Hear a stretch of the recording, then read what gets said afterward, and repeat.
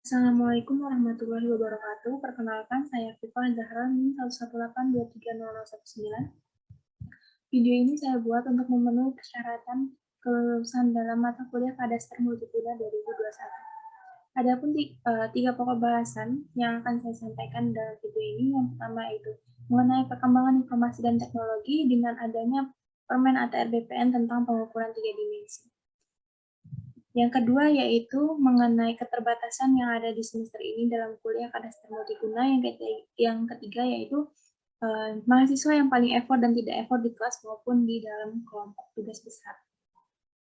Langsung saja dalam pembahasan yang pertama yaitu apakah Kadaster Multiguna di Indonesia bisa berkembang dengan baik dari sisi teknologi informasi, political will, public health, dan hukum dengan adanya perkembangan informasi dan teknologi dengan adanya Permen ATR BPN tentang pengukuran 3 dimensi.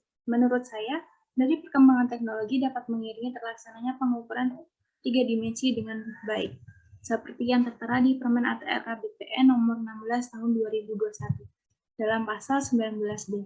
Dengan adanya teknologi laser, dapat memudahkan pengukuran 3 dimensi.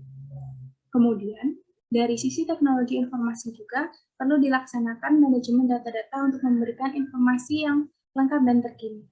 Dan selain itu pun juga teknologi informasi juga dapat mendukung dalam publikasi hasil dari pengukuran dan komunikasi secara interaktif, baik melalui video call dan audio visual, bahkan teknologi lainnya, yang mana jaringan internet di Indonesia juga sudah dapat dikatakan bagus, meskipun masih terdapat beberapa daerah masih memiliki masalah dalam mengakses internet.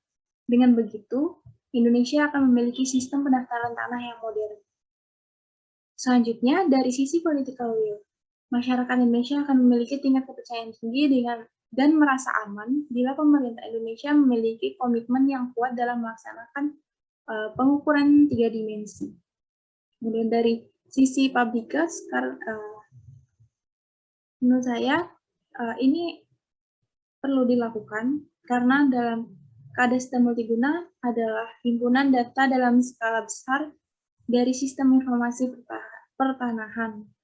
Ini memang perlu dilakukan inventarisasi, pemilikan, dan penguasaan tanah dalam rangka pengadaan tanah bagi pembangunan untuk kepentingan umum, sesuai dengan ketentuan peraturan perundang-undangan, agar tidak ada individu yang mempunyai rasa atas barang atau fasilitas atau objek tersebut dengan rasa memiliki bahwa kepemilikan itu milik pribadi, bahwa barang tersebut milik pribadi.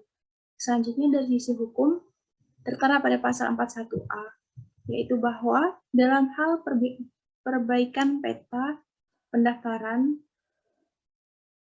gambar ukur, dan data ukur sebagaimana dimaksud dengan pasal 41 dapat dilakukan berdasarkan putusan pengadilan yang telah memperoleh kekuatan hukum tetap, sehingga dapat meminimalkan permasalahan konflik dalam pelaksanaan kadaster modern. Selanjutnya pembahasan kedua yaitu tentang keterbatasan yang ada di semester ini. Dan apa yang diharapkan dalam keterbatasan yang ada. Menurut saya, sebaiknya dengan keterbatasan yang ada di semester ini tidak membatasi perkuliahan. Dengan kemajuan teknologi yang sudah dapat dikatakan bagus, menurut saya mata kuliah yang baik dapat diisi dengan praktikum agar mahasiswa mampu dapat mengoperasikan software pengolah hasil pengukuran 3 dimensi dan juga alat pengukuran 3 dimensi. Dan capaian yang ingin saya pribadi dapatkan yaitu dapat melakukan praktikum menggunakan software hasil pengukuran 3 dimensi, pengolahan maupun alat pengukur 3 dimensi. Selanjutnya bahasan ketiga yaitu mengenai mahasiswa yang paling effort dan tidak effort di dalam kelas maupun dalam kelompok tugas besar.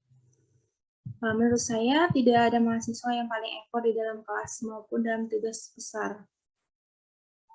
Yang mana saya adalah kelompok 1, sebab menurut saya setiap mahasiswa di dalam kelas Kadaster Multiguna maupun di kelas lain mahasiswa melakukan kemampuan sesuai porsinya masing-masing. Kemudian dalam kelompok, setiap anggota kelompok sudah melaksanakan tugasnya masing-masing dan melakukan kontribusi yang baik.